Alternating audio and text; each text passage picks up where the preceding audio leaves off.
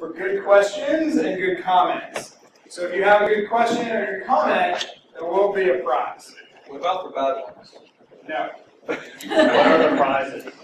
So like I said, this talk's about you, so I want you guys' feedback. Bug bounties are an interesting way that are kind of shifting some of the security testing approach. And so it's interesting to talk to people that are in the security field about what they think, right?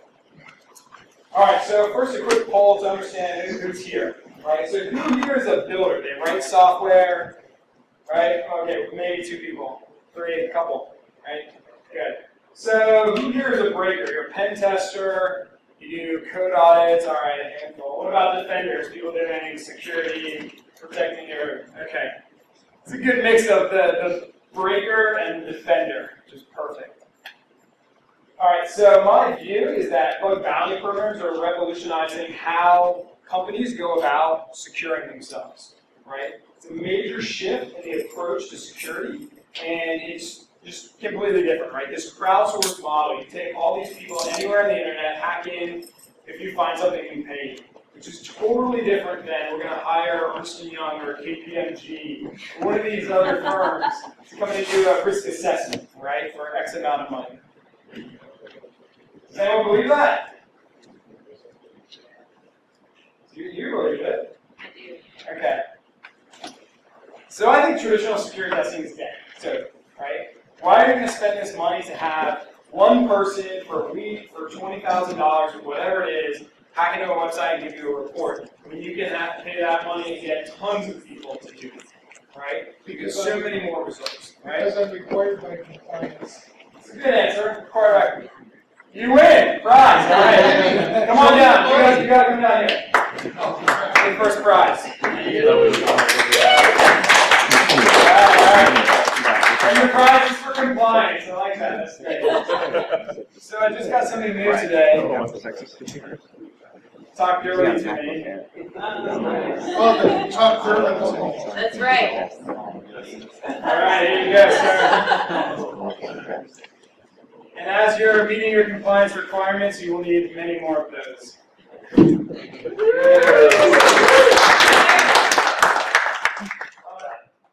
Alright, so here's my view. Automated tools don't work. They're not going to find everything a pen test does, manual testing. Hopefully you guys all agree with that at this point. You should know that. It only gets you so far. Waterfall security is not agile. Coming in before launch to do a security assessment or a pen test is crap. It doesn't work, it's very expensive. It blows release dates, customers, perception of when products are coming out. I was a product manager for a while, and the last tick before you launch is a security test. It just doesn't work, right? And I think very few people have really integrated security into the agile process. There's a massive shortage of talent. Who here is hiring security people? Anyone? Everybody. Everybody, literally everyone. Can you find anyone? No, they're really hard to find good security people, right? That's due to the alphabet soup. What's that? That's due to the alphabet soup bureaucracy.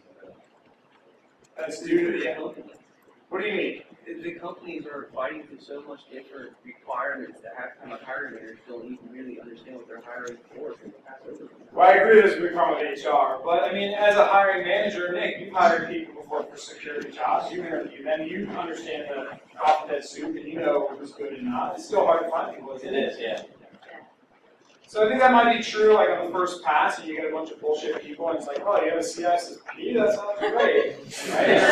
Whatever the certified hacker thing is, certified ethical hacker, yeah. So like, oh, you know, that's sweet, right? Your comment? Yes. You're looking for a second shot. Hell yeah. All right. So one of the issues, given the shortage of talent, is it's particularly problematic on the client side. Why? Because the vendor side can spread the cost of that talent across multiple projects and clients, right? So this is where the real problem is. And it gets even worse because for a vendor, bring someone in internally to do it versus someone who's going to be consulting to a large number of clients. No, I'm saying client side, customer side versus vendor side. Okay. So the value that a vendor can extract from talent is much greater than the client can generally afford to pay for internally.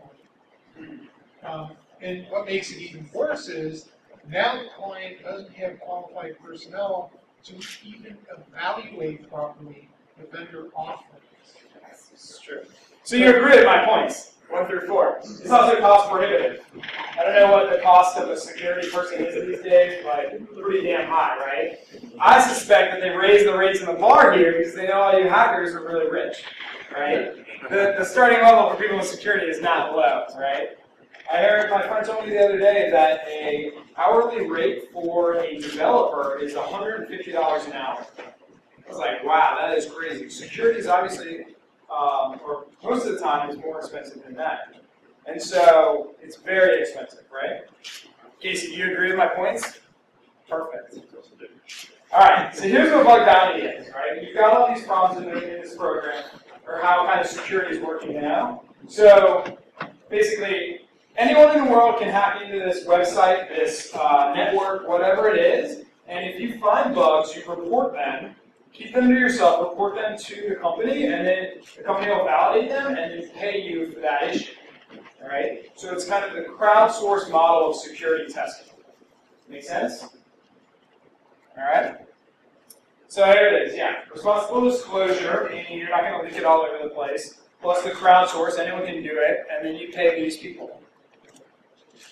So here's kind of a timeline, from what I can tell, of when these programs started. iDefense was buying bugs a long time ago, right? As far as I can tell, they were the first. Other notable ones is Mozilla, Zero Day Initiative. I love the No More Free Bugs, if you guys remember that, Dino, those guys. Chrome and Google started Facebook, Barracuda, PayPal, Etsy, Yandex, which is like the Russian Google, I guess. Right? So here's a question. Are there any bug reporters in here? Has anyone submitted a bug? You have? Yes. You guys in the back, what did you submit? Can you talk about it? Yeah, Yandex. They're awful web security bugs. There's tons of those websites. Yandex? You hacked Yandex? They're awful. What did you do? What was the best vuln you had?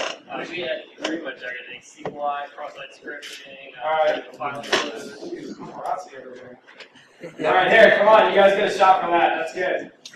What about you? What did you submit? So it wasn't through a bounty program, it never have. Okay. It was actually for F5, and they had a problem with how the firmware. They don't have a bug bounty program? They had a problem with how the firmware interacted with the ASIC and their load balancers. Okay. I'll take that one on the side of that. So, good work, guys. And what they did? It was responsible disclosure to the company, not bug bounty. I mean, I've used the products. I mean, I've found other bugs that I've reported to vendors. Okay. And not for bounties, it's just, I want the product fixed. Sure, yeah. You use it or yeah. Maybe. That's not good enough, though, because it's not a bug bounty program. That's not in the rules of the program for drinking. What about you? What was your bug? What's the best? Give me the best. Well, it's currently posted on Facebook, but I'm fixed, so you can dump into the phone with us and All right, tell us how you do that. I can't, I haven't fixed it. If I tell you, They won't pay you? What do you think you're going to get paid for that? Do you mind sharing, or should we have a vote on what we think you should get It's paid? only appears to be what, half, it's like a two-stage, one half is interest. Okay. So and half support for our product. So I will get that. Maybe second half, man. 5,000. That's good. If I'm lucky. All right, let's get buying drinks tonight. $1,000. All right, so you're definitely buying drinks tonight. So let's talk about the bug bounty programs themselves. So I worked internally at a bug bounty program for a large company, and I saw a couple different things when I was there. It was really interesting to see kind of the internal side of how you handle all these bugs. Right? So here are the keys to running a bug bounty program. I think there are 5 simple rules to do this way. Okay? First one is the bug payouts, right? So remote code execution obviously has the biggest payout, and then SQL injection, and it kind of goes down from there. Right? So the payouts are relative to how hard it is to find the bug, what's the impact of that bug, right? Makes sense. Not all bugs are equal, right? So if you find a bug on one site, that maybe not the main Google site, it's maybe some other Google site, you're going to get paid less for that. That makes sense from a risk perspective from the company. That's okay, right? They all generally have a disclosure policy where you're not allowed to disclose the bug, like you can't talk about it until it's been fixed, right? And once it's fixed, you can talk about it, right? You can blog about it, whatever, right? So this is pretty standard across them. Also, what I think is the most interesting, first in, best dressed. That's how Google puts it. So if you have the first bug, and I think this is a little subjective, right? Because first in, best dressed, if two come in at the same time for the same bug, but one has like a better working proof of concept, or maybe has a better, whatever, right? The people, there's a little subjective on who wins, right? What does that mean? It's up to the people running the program to decide what matters, right? So that's kind of interesting when you think about submitting these bugs and how you want to present them, right? Also, well-defined targets and scope. So most of these programs that have bug bounties will say, okay, this domain, these domains are in, anything else is not. For Google and PayPal, I think, and probably the other ones are, they say new acquisitions, if we buy a company, they're out of the program for 6 months because they probably, which is kind of counterintuitive because that means maybe they didn't do a good security assessment prior to buying the company you're in. They're generally buying technology companies. But those are generally excluded, right? So then that raises an interesting question. So I was an internal for a bug bounty program, and a lot of bugs got submitted that were out of scope. Do you pay for those? We do. Who? Mozilla. Why? Because if you submit a really, really good bug, it's going into our stuff, and it's worth paying out for it, even if it's not on our bug bounty list, we pay for it. All right, shout to Mozilla. Well, All right, come on, winner. I like that. So I think that's a So good we have a idea. list of sites that we say these are within our bug bounty. Even if you find a site that's not on that list and the bug is bad enough and awesome enough to warrant the bounty, we will still pay them. All right, no scope. Anything you want, Mozilla. It's it. There you go. I like this for pen testing rules of the game, right? So We bend the rules for awesome bugs. We actually pay bounty bugs on third-party open source projects that we use that don't have their own bounty program if the bug is severe and squirrely. That is crazy. So when will Mozilla support TLS 1.2? All right. It's already fixed. Submit a bug, right? You can't keep that shot glass either. What do you guys think? You shook your head no. You don't think you should pay for things out of scope? Either you? So you mean me? Both of you guys. Go over. Should you? I don't know. You say yes, you pay Mozilla, and I respect that. It depends. Does anyone else? It depends. Okay. Well, if it's a really, really good bug, You'll pay. if you're not going to pay, then what you're telling people is, don't bring this stuff to me, go somewhere else. CDI. You agree? CDI, all right. Yeah, we take on anything that's gonna test, like our And where do you work? parts. Okay, they have a bug bounty program. Is there a scope? So we list a bunch of domains and see if anything we own. If we have a number of sites that Okay. are popular enough, but yeah, our core sites are out there. So you're going to pay for it. Yeah. Cool. That's stuff. Our stuff basically goes through committee. So we nominate the bugs, and if the committee says this area, we're also nominating this stuff, and this is remains pay. How long does that committee process take? It depends on the bug and how hairy it is. So Sure. what usually happens is as soon as the bug comes in from the third party, you nominate it, and then a developer has to go look at it and confirm the severity rating. And then a patch has to be proposed. Once a patch is proposed and accepted, then the bounty committee goes, okay, now we gotta figure out how much to pay on it, plus the t-shirt. It's fucking done. So, I mean, what's the average? Is that 2 weeks? Is that 2 months? Is that 2 We've had years? some bugs be as short as a day, and some bugs be as long as a year. And the developer decides the risks? The developer, along with the security team, The committee. yeah, there's a meeting of the minds to figure out this. Got it, cool. Yeah, I'm so glad there's so many good representatives of bug bounty. This is awesome. All right, so those are the 5 rules. There's also 5 major benefits that I see from a business perspective for running these programs, right? The first one is continuous testing, right? You're constantly pushing out code, it's constantly being tested. It's not a snapshot of time like give me my annual PCI pen test or whatever, right? These guys are just always testing, which is awesome. right? And there's huge benefits for that. It's also hugely disruptive, right? Because you're constantly like, holy fuck, what did they just find? Like, oh my god, we need to fix this, right? I mean, literally, these programs are insane.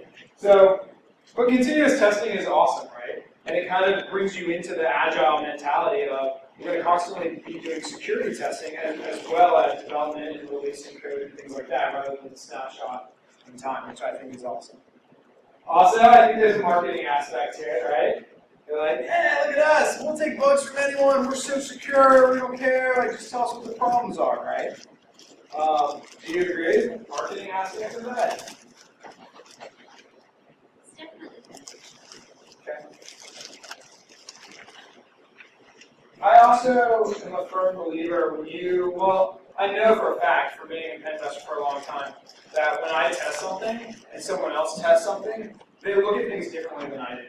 They use different tools. I write my own tools, maybe they write their own, right? Do they spend more time on this one IP and this one service than I do, right? You're going to get different levels of tests. I don't care what anyone tells you from different people doing a test. Having the crowd of everyone testing your stuff, you're going to get from different countries, from different hacking groups, you're going to get this blend of all these different techniques, people's skill level and knowledge. And I'll give a very specific example later on of where this comes out. So you get this massive benefit of, when I was working on this program, we would see every scanner possible, probably, stolen versions of all the major web app scanners running, definitely stolen. Some of them probably were legit, but we got everything, right?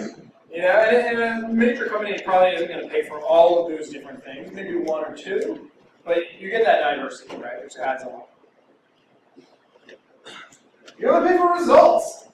This is my favorite part from a company. It's like, you're not paying for testing. You can hire a company that can do a test, and you get a report. Maybe there's nothing in there. It's like, looks good. We just paid 20 grand for that test, 50 grand, whatever, right? Not here. You only pay for actual results, right? That's beautiful. Yeah. So, and this is, I think it's an interesting question. So, assuming that your security team, your web ops folks, whatever, are paying attention, do you pay for results if you've already seen anomalies, not necessarily figured out the bug, but you've seen anomalies that you're looking into, and then someone submits, and you go, aha, we're already looking at this, we haven't figured out what was going on. Right? I would.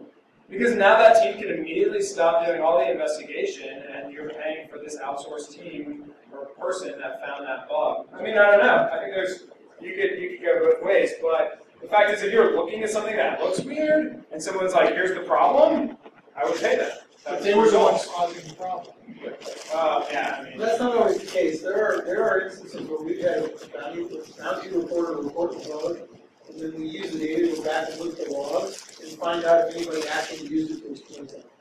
Okay. Yeah, totally, right? So I love the idea you only pay for results. From a company's perspective, that's great. You have continuous testing, and you're only paying for valid results. You're not paying for testing here and there, right? I mean, what does it cost to have a team of 40 international testers constantly just test everything you have? Like, if you hire them for a standard contract, I don't know what that costs. It's probably pretty expensive versus only paying for the results, right? So what do you guys think? Bug bounty programs, are they more secure? Yes? Raise your hand if you think yes. More secure than what? Then companies that don't run bug bounty programs. Okay. It depends. Wow, wait, hold on. If you think that a company that runs a bug bounty program is more secure than one that doesn't, raise your hand. It depends. Everyone's like, that's like 50-50. Wow, interesting. I would say yes, because at least you know that they're looking at security. They care us, yep, what about you? I mean, I think if you have like a reasonably complex program like Firefox, for example, then you should assume that there's essentially an endless amount of vulnerabilities in there. It's constantly changing, you can't catch them all. So the bug bounty is less about catching specific bugs and more with what you do with information. So if I see a trend in Firefox for the last year is getting a bunch of vulnerabilities in the JavaScript renderer or something like that, fixing those bugs is great. It's good that you're getting rid of the vulnerabilities, but what's more important is then saying we should re-examine his specific part. So the bug bounty itself is just applying a baseline, and then you can use that to say, oh, we implemented, a new mitigation technique in this area, and we've seen it drastically drop. So you think that then you agree with this statement that they only if they use that information. It's less about the bugs being fixed. It's less about the bounty and more. All right, shot for you. Are you ready? Yeah. I agree with you. All right. Good comment. Yes. And keep in mind too, the bug bounty programs are only affecting the public websites they have as well. You could have private websites that have elevated privileges of admin or Cheers to you. vendor ones. That's true, right? I mean, most of them are just. There's one company that has it, like they do some of the internal network stuff. I mean, most of them that I know of are all just external interface, right? Right, exactly. Well, that's what I'm saying, that, you're not testing everything in the bug bounty program. You're going Right. to decide to. But generally, your external is the biggest risk, right? I mean, that's how people, anyone can bang on that, right? I think on my page, like looking at people on Facebook, there's become a lot less than what is out there. And I think we will see the change to internal. That's what the attackers are doing. They're attacking, they're using spearfishing, they're attacking the internal. Why not offer that? So how do you run a bug bounty program for the internal network? I don't know, but I think it's very Just drop a box in the internal network that everyone can VPN into and just It sounds crazy. Might as well host your service in China. They're all running. I mean, like Facebook and Google are running Linux and stuff like that. Start paying out for Linux bugs. It's what Google does for Chrome OS. That's what Mozilla does for their open source That's right. stuff. They all do it. I mean, if it's an open source project that you're running your software on, doesn't matter where it's hosted. You can put out a Linux box and say, guys, look at this. That's fine. All right. Internal and external, it's the same thing. So there's some problems, right? Yeah. So we actually have something for internal that's for employees. Oh, an internal bug bounty program. All right, cool. It's not money to spread. We call it Operation Surface. What we do is we say to people, okay, for using your internal knowledge, not for stuff that you've done, because we have lots of different teams and moving parts. If I was a developer and company that paid for bugs internally, I would write a lot of bugs. That's why it's not money, it's shred. Right, yeah. And using your internal knowledge, what can you come up Yeah, with? the change the motivation of the employees. Are they motivated not to look for bugs or swag, or? No, it's outside of the normal thing, and it's really more Yeah. for the props than. The more my company asks me to do outside of my normal thing, the less I want to do. But that's just me. All right, hold on a sec. So there's 8 potential problems, right, of these programs. Let's talk about those. What about the legal issues? All right, what happens when, I don't know, you get extorted? Like, yeah, I know this bug. I think it's worth 50 grand. What are you going to pay me for? We'll start at 50, right? You've got the lawyers in there. I mean, you tell your lawyer, the general counsel, like, all right, we're going to let every hacker in the world hack into us, and then we're going to pay them if they break in. Like, no lawyer's going to be like, great idea. Right? That's insane. From a legal perspective, that's crazy, right? No lawyer in their right mind is going to be like, yeah, great, right? Okay. Fixing bugs is really hard. So I was a product manager for several years on a pretty complex system, and it's hard. We would have all these bugs that I'd be like, I don't care about, right? They don't impact like revenue and feature releases that bring in new customers and things like that. But then we get this backlog, right? The technical debt, and eventually you've got to address that, and you've got to spend some sprints to kind of like clean that out. But if you're constantly getting these security vulnerabilities, then your team is constantly disrupted and needs to like work together and fix these bugs. A lot of times, the more interesting bugs that get paid more and have a bigger impact cross teams, right? It's I'm not talking about like one company that has one website that does one thing. I'm talking about PayPal. I'm talking about Google. I'm talking about Microsoft, right? Big companies have complex systems, right? So this is hard to do. Just if you've ever worked in a big company and there's cross-functional shit that needs to happen, it's hard, right? There's some political aspects you need to work on and things like that, right? What about when you get bugs that are very close? Right? All these programs only take the first in, best dressed, right? Remember that? What happens when they're very close? Right? is that a different attack vector, or is that a different attack string that they used? Right? Is that, there's 2 injection points, but is it the same actual vulnerable code? Do you pay for both those places that hit that one piece of code, or is that one bug because it's actually one place in the code that actually exhibits that, but there are multiple entry points? Right? It gets complicated. It's not very easy to understand. Like, what do you think about that? 2 entry points, 1 SQL injection point. Is that 2 bugs or 1 bug? How many patches is it? 1 patch. Then it's 1 bug. Okay. I think that's the right approach. Okay, language barriers. When I did this, people would write emails that were not in English. They tried to be in English. They were very hard to understand, right? And they're like, hey, look, I hacked this, and here's the result. And it would just be a page. No parameters, no other information, broken English. That's difficult, right? I mean, if you open up a worldwide hacking program, you probably see this, right? I mean, it's like, what the hell are you talking about, right? It's very hard, especially the super hardcore technical guys sometimes don't write good reports, right? It's just a fact, right? What about false positives, right? So all these people that are like, oh, I saw, this on here. 404, found 404. Yeah, you're like, I don't care about 404s, right? Or other things that you test, and it's like, no, that's actually not vulnerable. You don't understand how this aspect of web security works, right? That happens all the time. That takes time and money. You've got to look at them, right?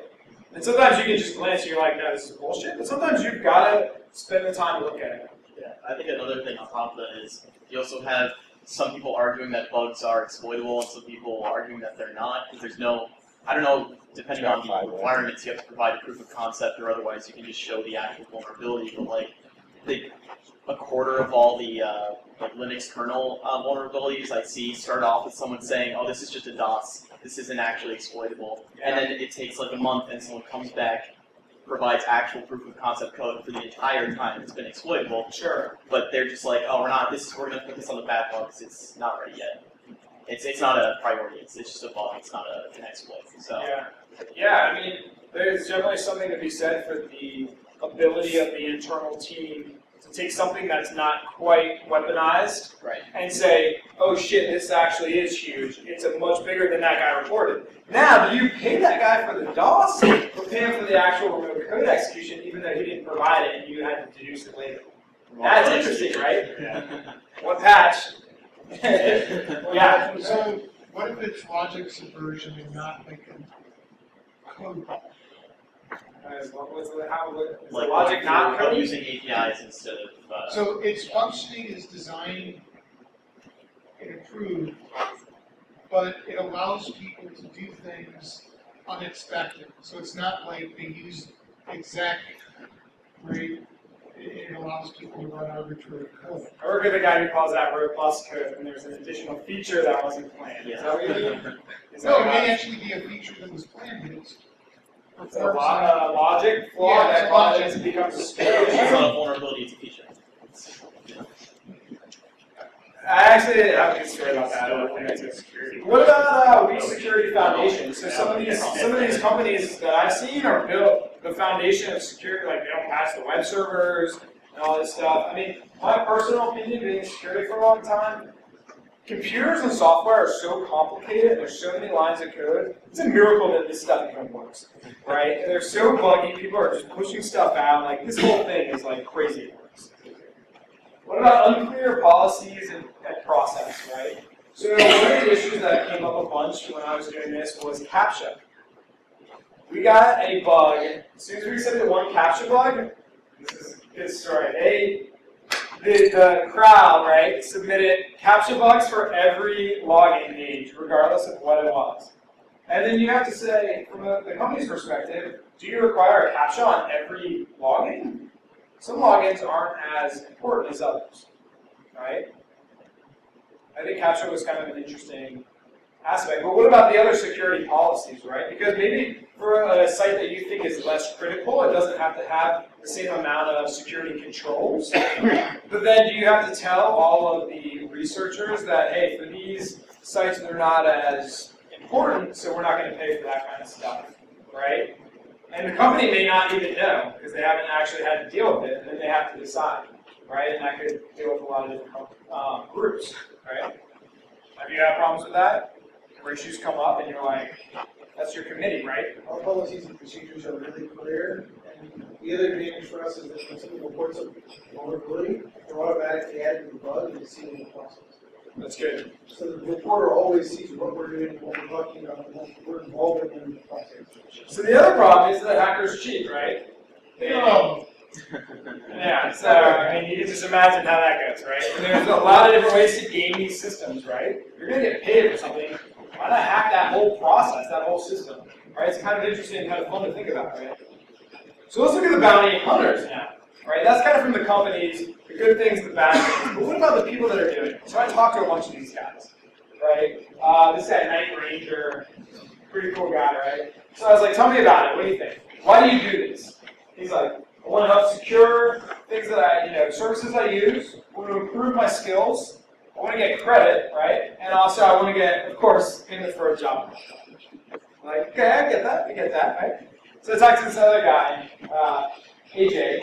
He said it enhances his logical bug finding, creativity, and approach, right? And it motivates him. He can spend whatever time he wants hacking anything, knowing he's not going to get sued. It's open to do it, and you can look at all these different, PayPal, Google, Facebook, all these sites, right?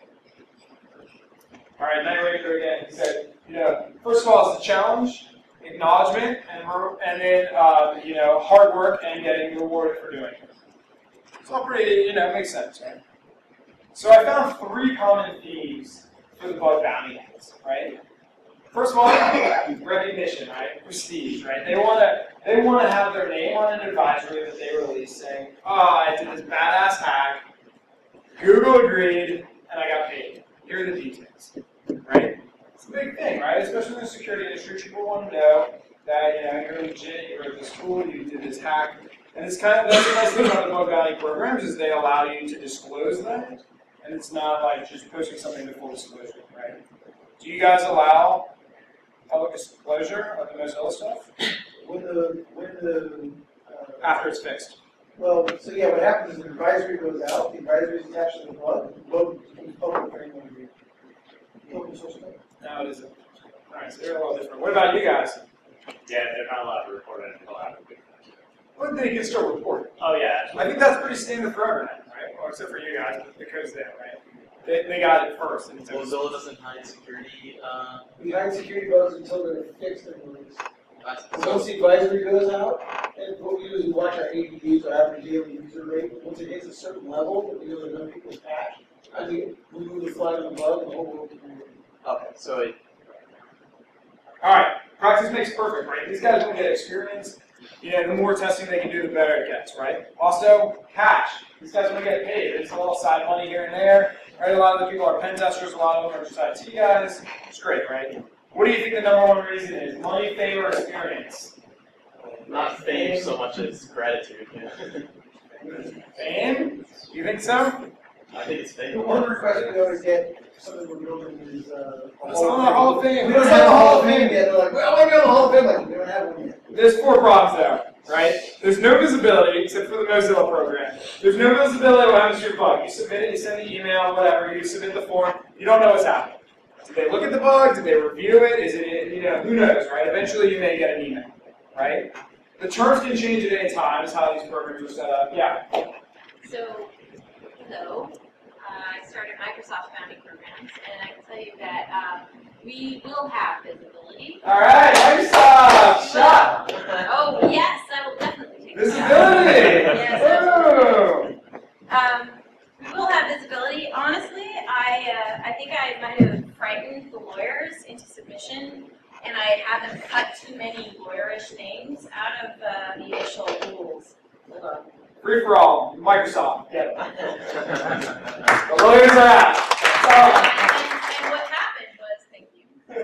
What happened was we had the lawyers cut out too many things, so we are currently waiting for permission from the bounty recipients to publish their names and bounty amounts. Because I just basically said to the lawyers, like, cut.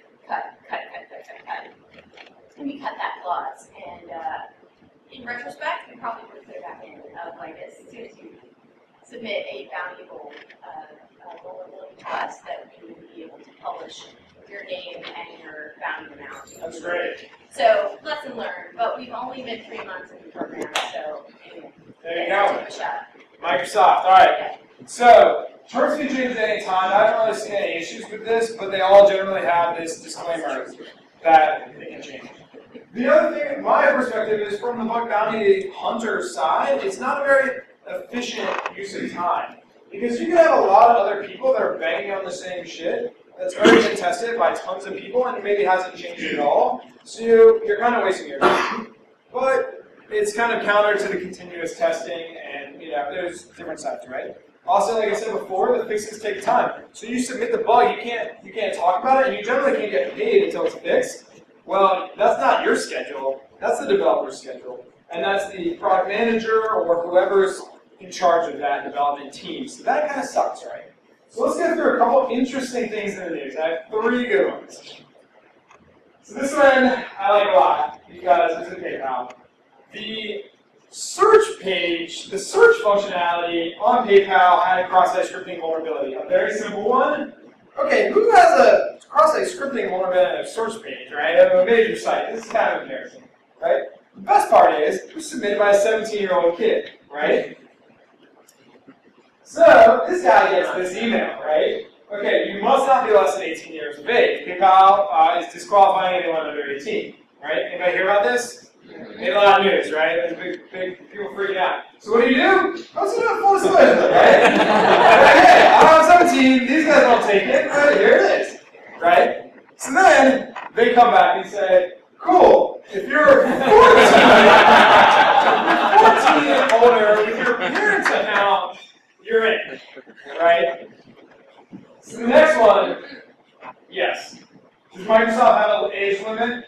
So we do ask that they be 14 or older, but they can designate a parent or legal guardian.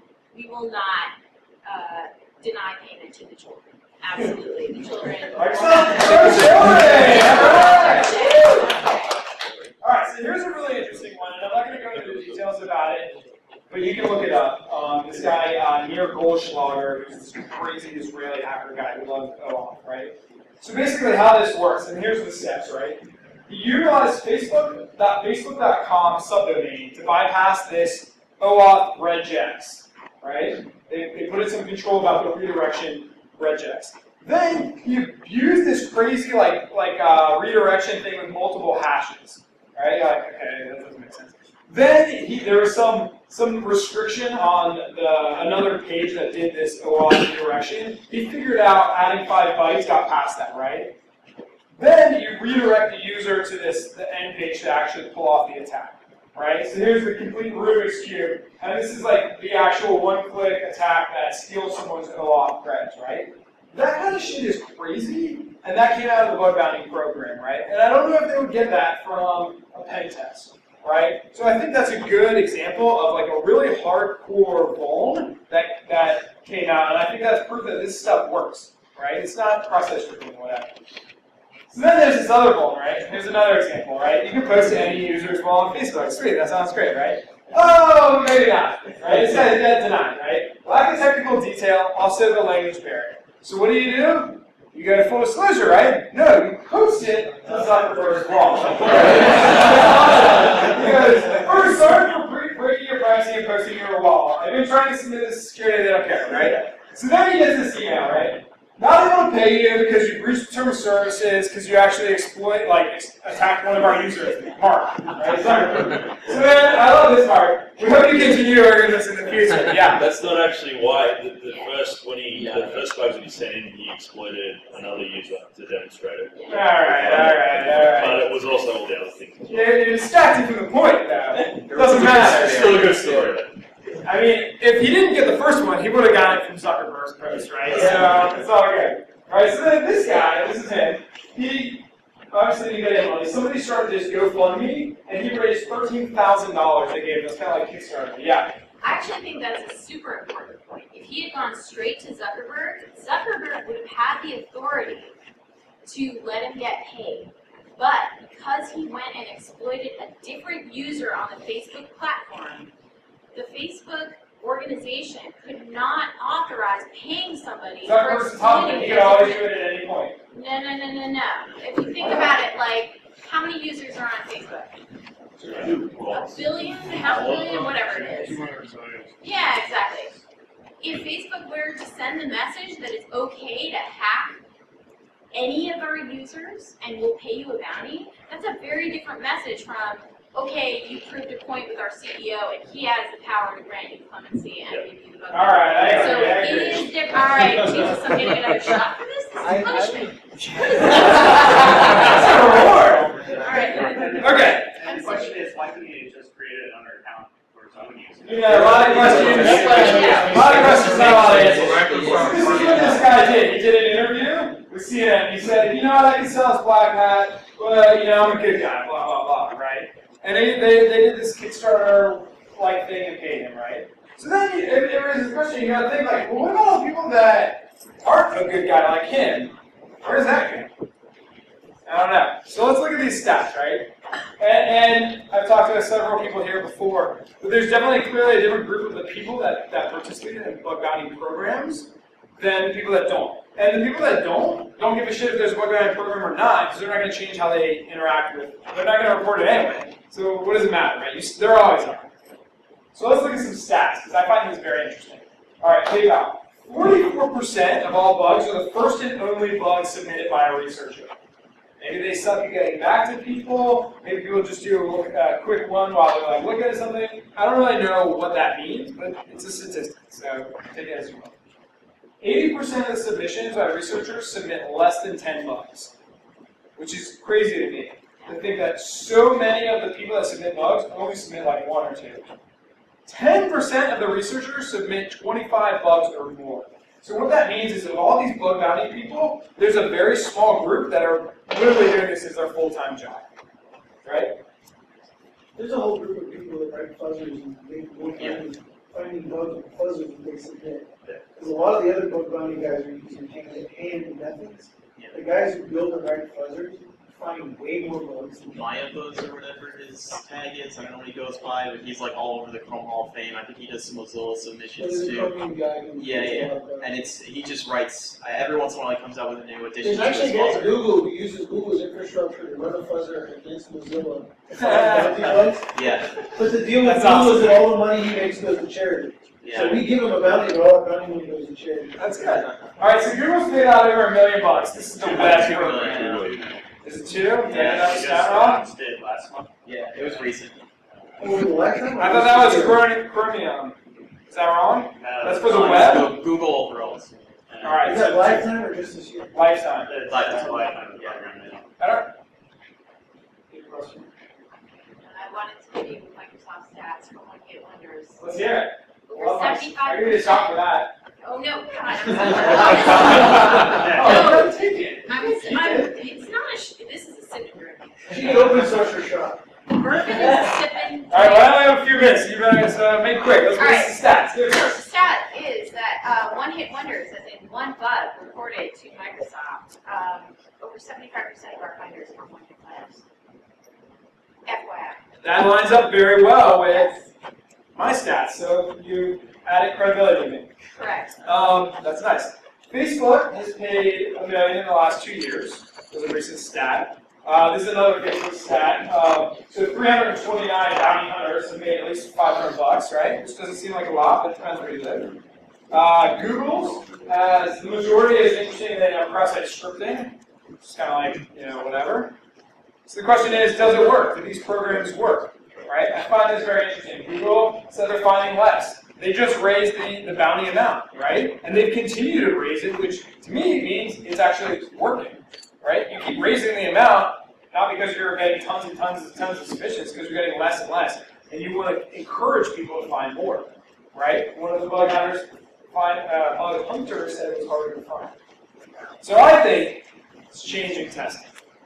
I know internally for our group, it's really taken us to take a step back, look at our direction, and build. Cheers to that. You get a shot for reevaluating your security approach. What's the company? What's the website so we can hack into it later? What's the website we can hack into later? Gift cards. Giftcards.com. All right, get on it. So here's some free advice. We haven't implemented the new change. So here's some free advice from the bug hunters right there. All right. Be prepared to run such a program. Have the professional manpower to deal with the bug submissions and understand them. Because honestly, when you start one of these programs, you may get slammed with stuff, right? And you want to be able to do that. And these guys submit bugs and they get screwed because people don't know how to understand them. They don't respond fast. Have proper verification, timely reply. Same theme, right? So the question is, what's the future, right? Where does this go? We have the Bug Crowd team here, which is a small startup from Australia that just raised a bunch of money and will be throwing a party, free drinks later tonight. And they have a crowdsourced bug bounty program. So instead of a company having it, they run it for companies. And what's the party detail so we can learn more? It's the Derby kickoff party in the ballroom, so we're sponsoring the bar. So Awesome. Right?